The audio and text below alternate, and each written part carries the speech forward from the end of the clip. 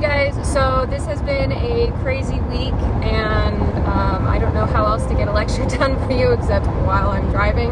I'm taking my dog to the vet right now. He's doing really bad, so it's just been like one thing after another, so we'll try it this way. Hopefully I won't get in a car accident while I'm blabbing on about psychology, and you guys will have a lecture, okay?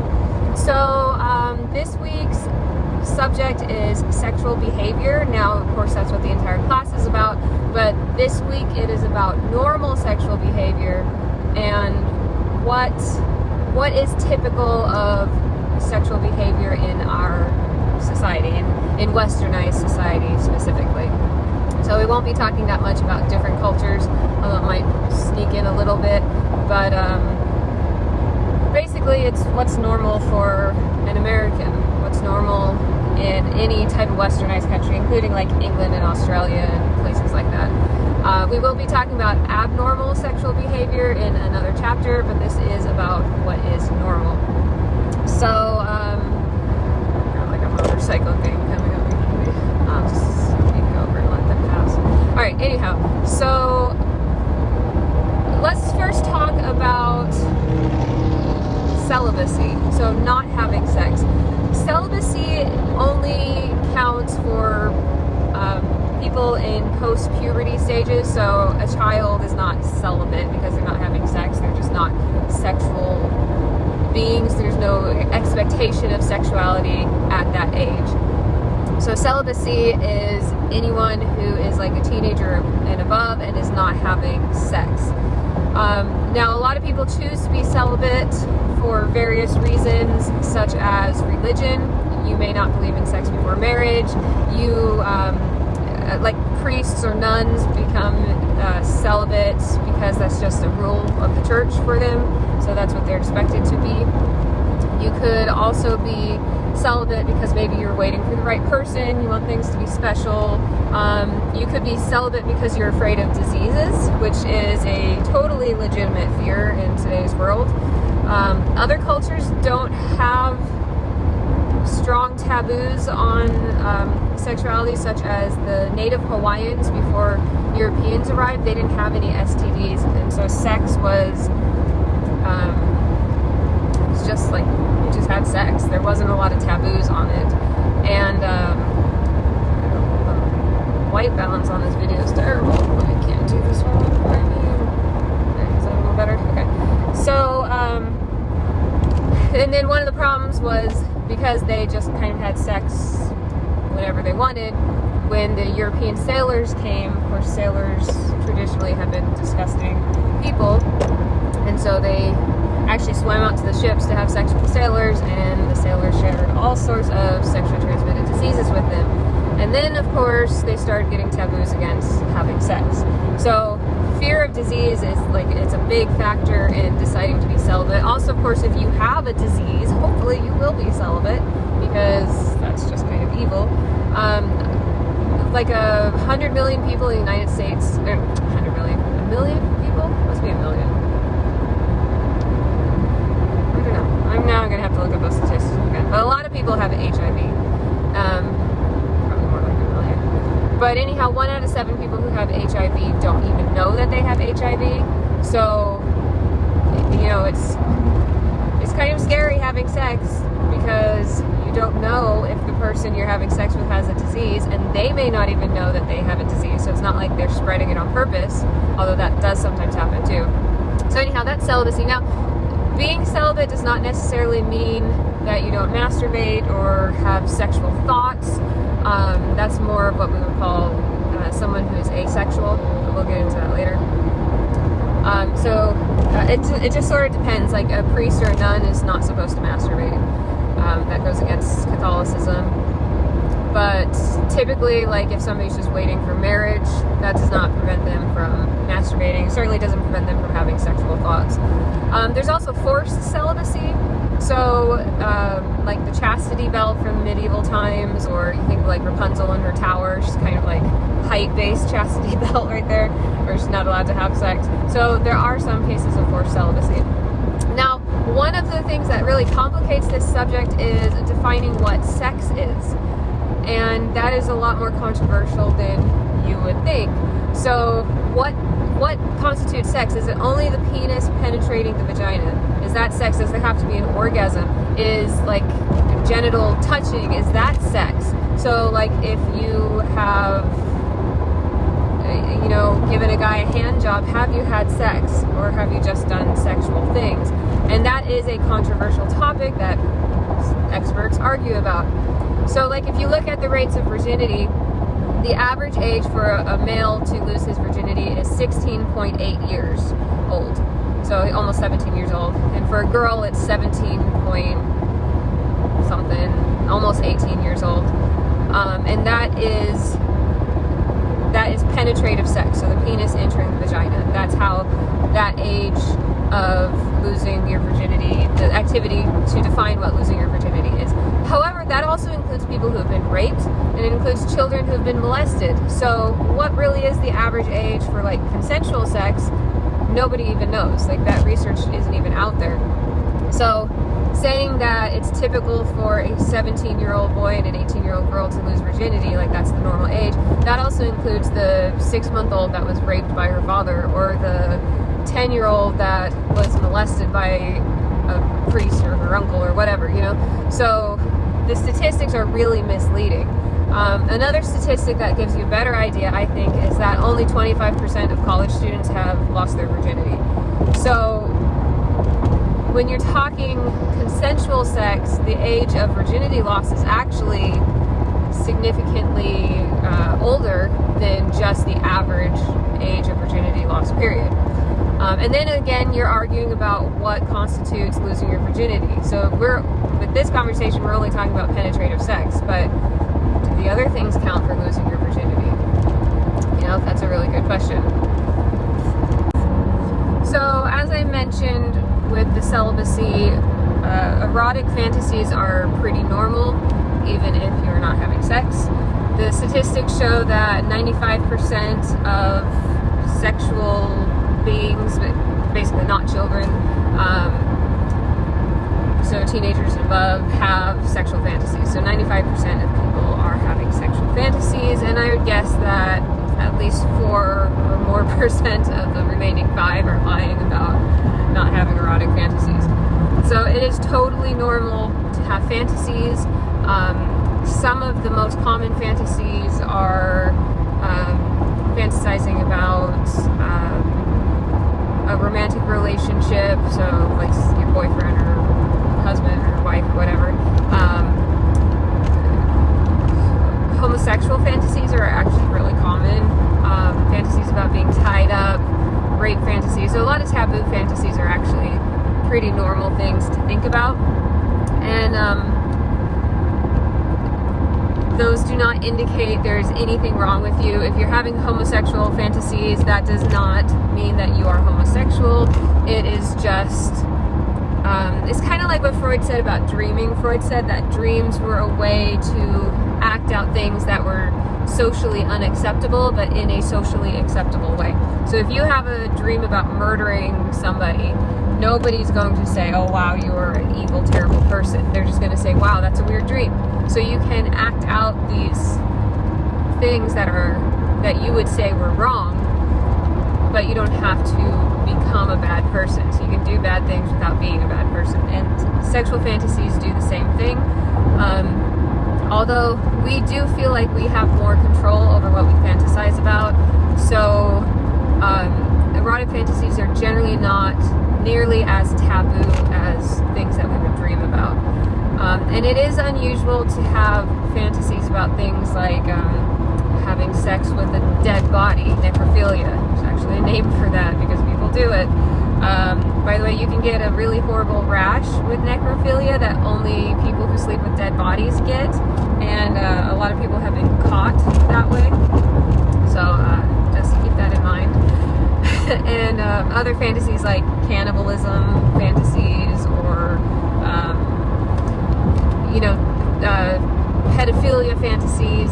If you're having those sorts of fantasies, then I would say you need to go talk to a therapist. You need to get some help for that. But if you are having fantasies about being tied up, being raped, being spanked, being having sex with a same-sex person or with multiple partners, those are all really common, and there's no indication whatsoever that fantasies like that lead to any sorts of psychological or life problems. So I would not worry about that.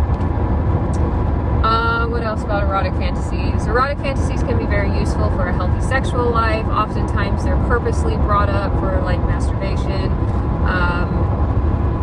They can be a great addition to a healthy marriage, healthy sex life, and your relationship.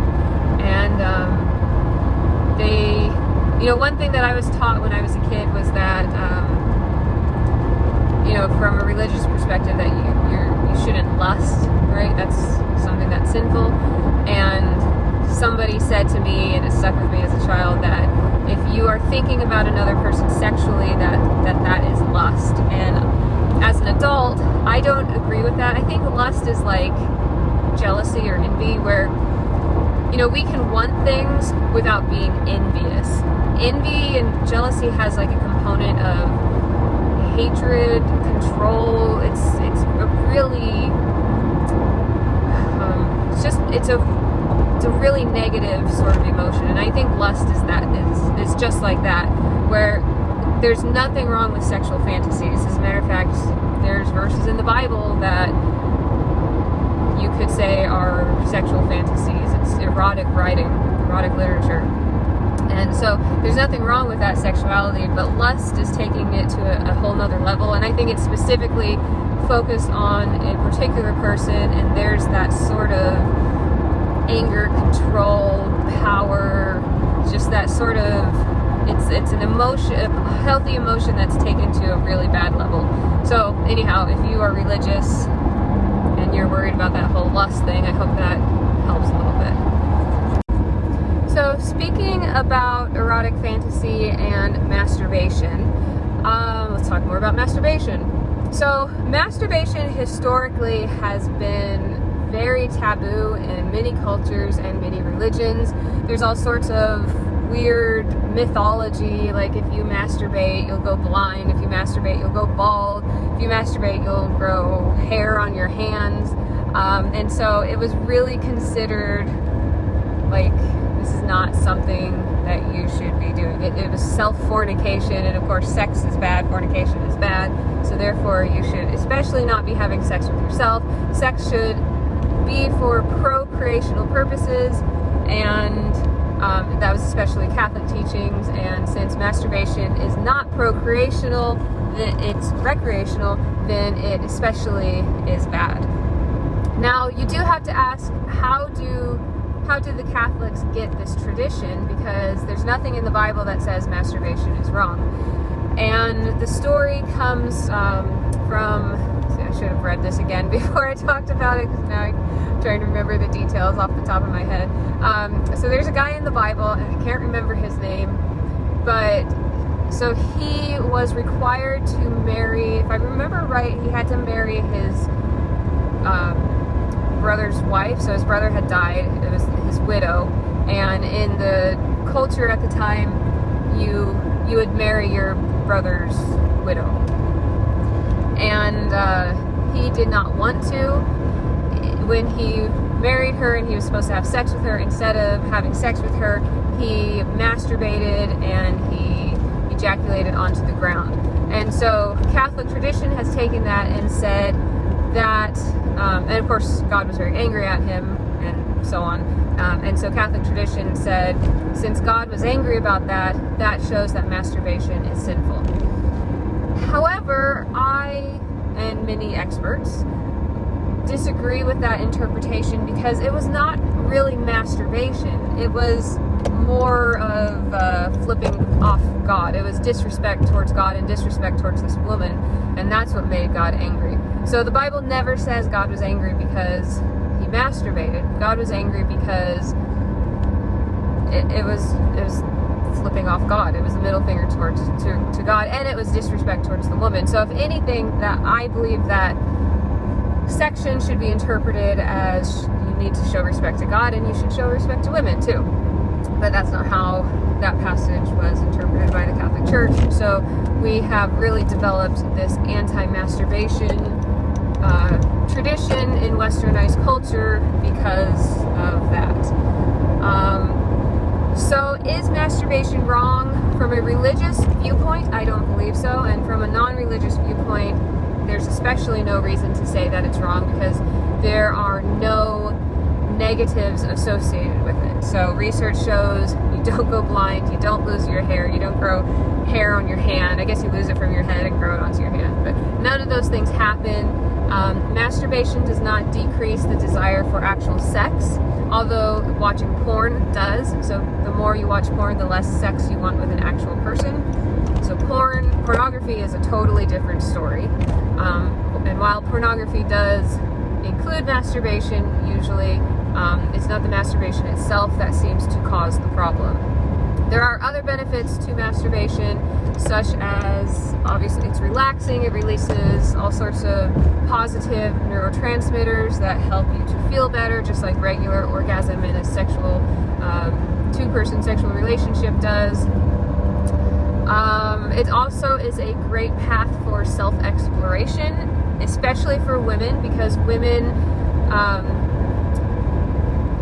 oftentimes a woman's first experience, usually I'd say a woman's first experience with sex is negative. It's not pleasant. It's usually rushed. There's usually a lot of guilt and shame and nervousness involved. And so the initial experience of sex is often very negative for women.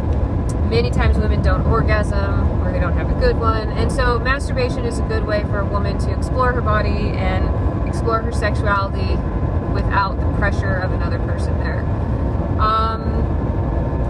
What else can I say about masturbation? Okay, children and masturbation. If you have a child, you're going to have to deal with your child masturbating.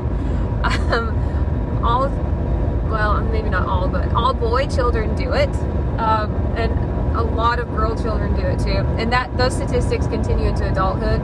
So adult males, I think the statistics are somewhere around like 80-90% of men masturbate. And again, I guess the rest of them are lying. For women, though, it's significantly lower. It's like 40%, which I think is unfortunate for women. Let's see if I can fix this. I don't know why it keeps doing this. Come on, change. Okay, whatever. Can't do it while I'm driving. I don't want to die. So a lot more men masturbate than women, and it's the same with little boys and little girls. But there are ultrasounds of little boy babies masturbating in utero, so before they're even born. So, I mean, you have to decide your personal beliefs, but I personally don't believe that there's anything wrong with masturbation, and if your child masturbates, I don't think it's a big deal. But you do obviously have to teach your child that you can't masturbate like in the grocery store, and you can't masturbate in public or whatever. So children really don't start getting their morality until around 2 years of age. So I would not freak out over a little kid doing this.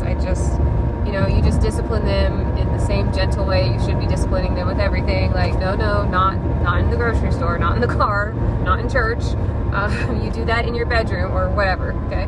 And then as they get older, you can maybe have a little bit more in-depth discipline and maybe explaining that we don't do that in these situations or whatever. But I would never shame a child for doing it, because I don't think there's anything wrong with it. So anyhow, that's masturbation, all right? So if we start talking about sexual interactions, let's start with the simplest, and we'll kind of go up to some of the more complicated stuff. Kissing is probably the first sexual interactions that human beings have. You know, little kids kiss, and everybody kisses, but it's really culturally based. Kissing who is appropriate, when kissing is appropriate, kissing where is appropriate, how you kiss. It's all culturally based. So some cultures, kissing is so not sexual that men kiss, like in France, if you're a guy, you're expected to kiss other guys. Usually it's on the cheek, so that's more appropriate than kissing on the lips.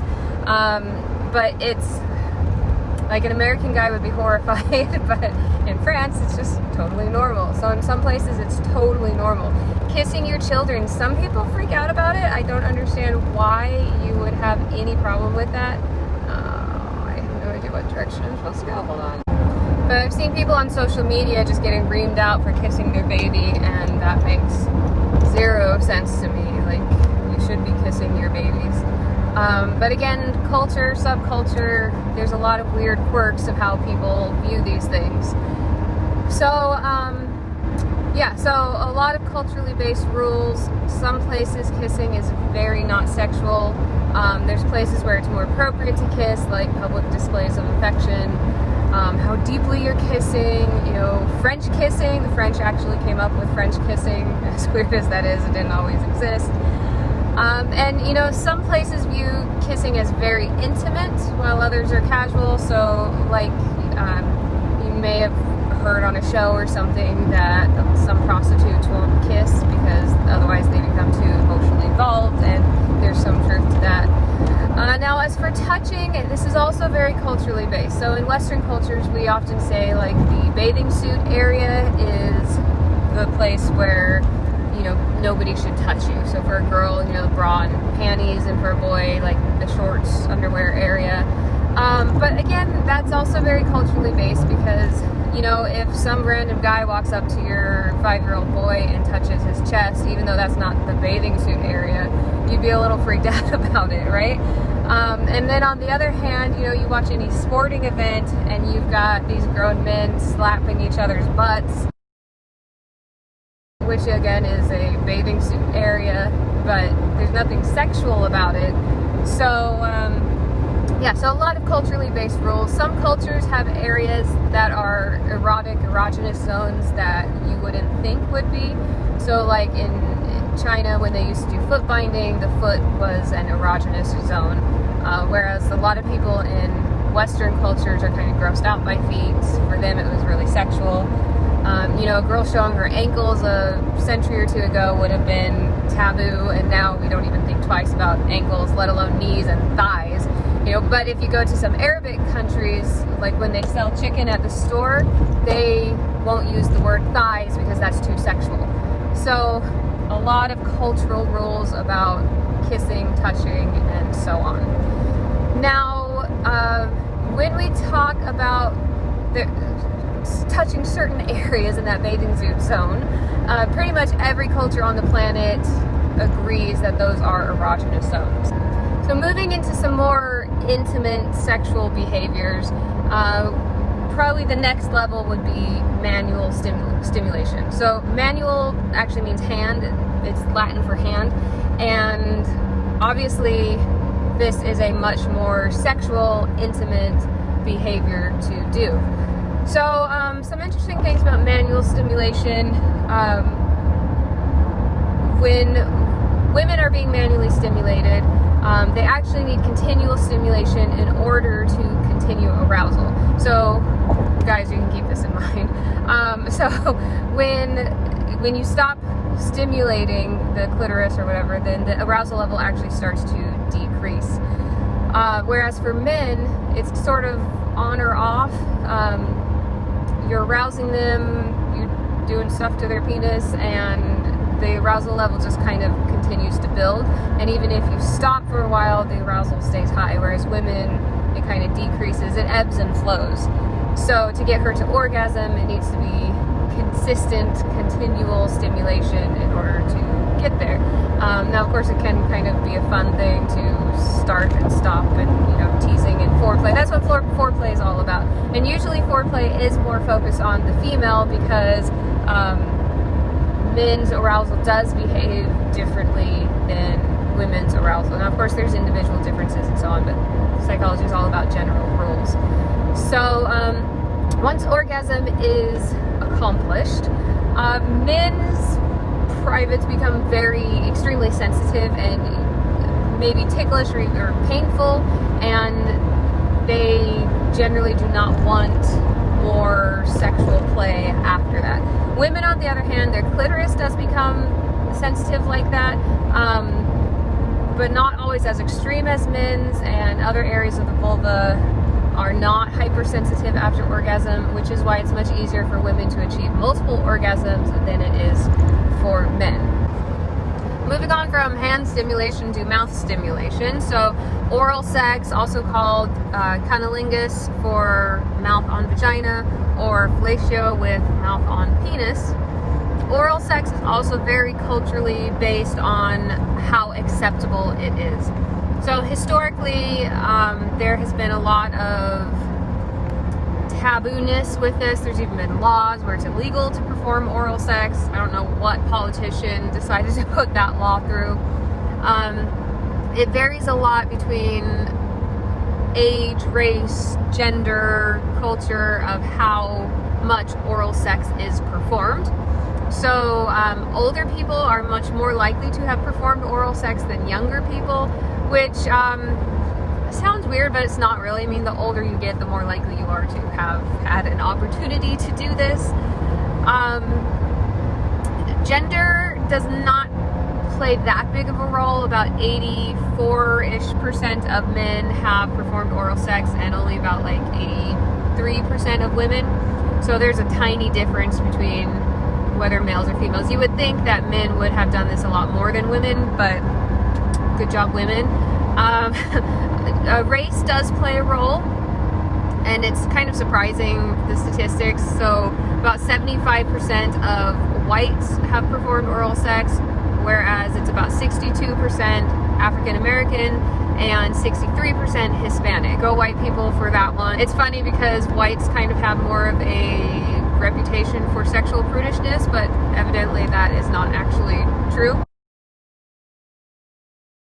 Historically, like I said, oral sex was considered bad, but over time, research from the Kinsey Institute has shown that more people have performed oral sex. So it's become more of a common thing. And one theory for that is that it's like seen as an alternative for actual like traditional penetrative sex. So as people are becoming more sexually liberal and they're more okay with having sex, it's actually like the openness towards penetrative sex, like actual penis and vagina sex, has not increased that much.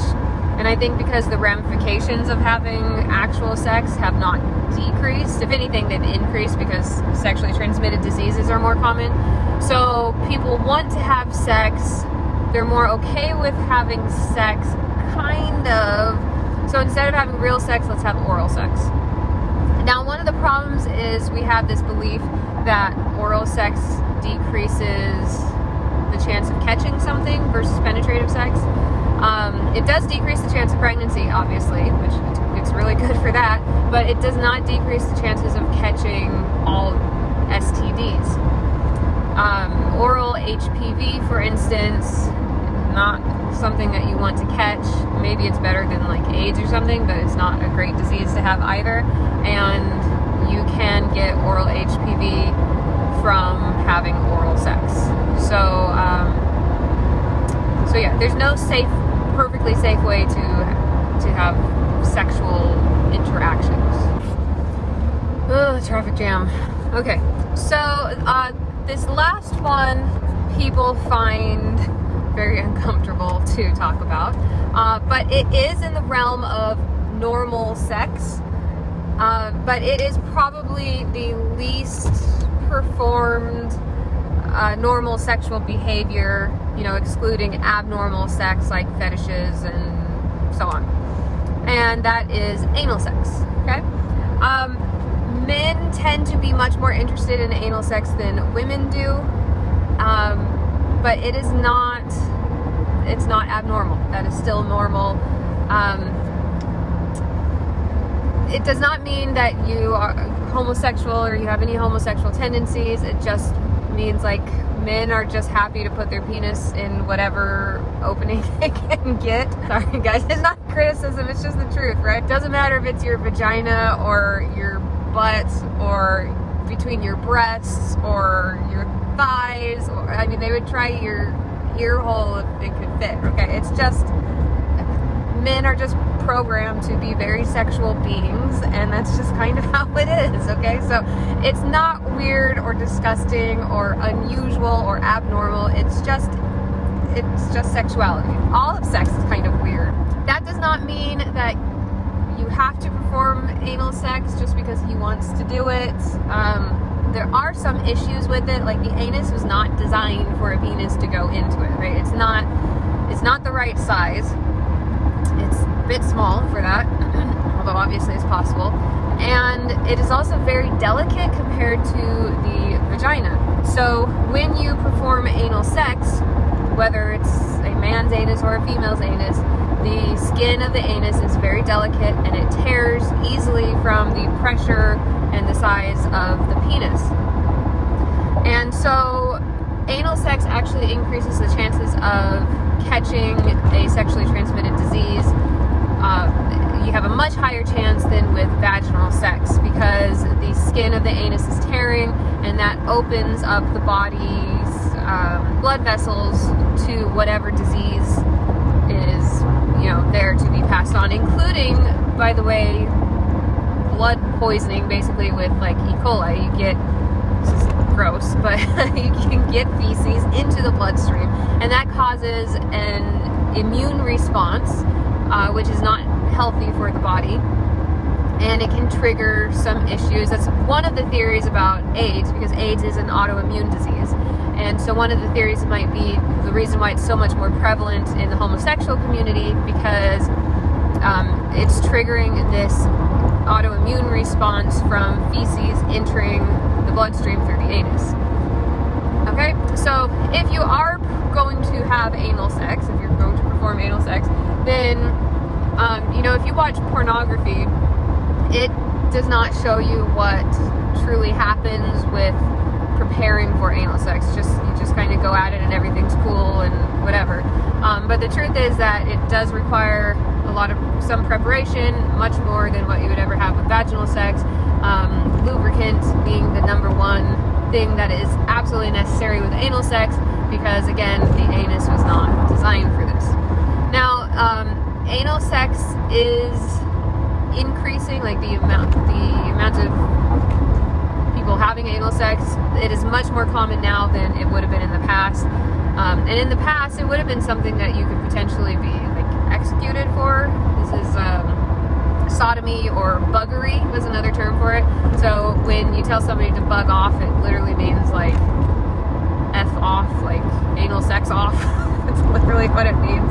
Or if you're saying somebody's bugging you, that's literally what it's saying, like they are doing you in the butt. That's what you're saying when somebody is being a bug or when they're bugging you.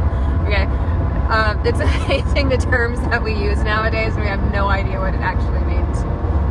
So anyhow, so that's anal sex. Now, the other part of anal sex that also is really cringy, and students don't like when I talk about this, and you're probably cringing at home even though this is a video, is oral anal sex. So also called rimming, where you put your mouth on the anus and you go at it. So this is also something that can potentially increase disease transmission. E. coli poisoning, yes, getting feces in the mouth. This is why it's not as performed as other things. One of the other potential infectious issues is, besides getting an infection of the anus or getting a sexually transmitted disease through the anus, is having anal sex and then vaginal penetration, and that is big time no-no. If you want to give a woman a vaginal infection and a uterine infection and potentially a kidney infection that could kill her, have anal sex and then have vaginal sex without cleaning everything up. That's do not ever do that. As a matter of fact, you shouldn't even have vaginal sex without being clean, because there could be bacteria on the penis that gets introduced to the vagina, and now you've got a UTI. This is also why women will try to pee after having sex, because the theory is that will push any bacteria out. And I believe the research does support that a little bit. Alright, so we have covered everything from kissing to ribbing. I think we've probably talked about enough cringy issues today. If you have any questions, let me know. And otherwise, I will see you in the next chapter. And hopefully I will not have a crappy quality video like this one. But hope you guys are still able to learn, and yeah, good luck.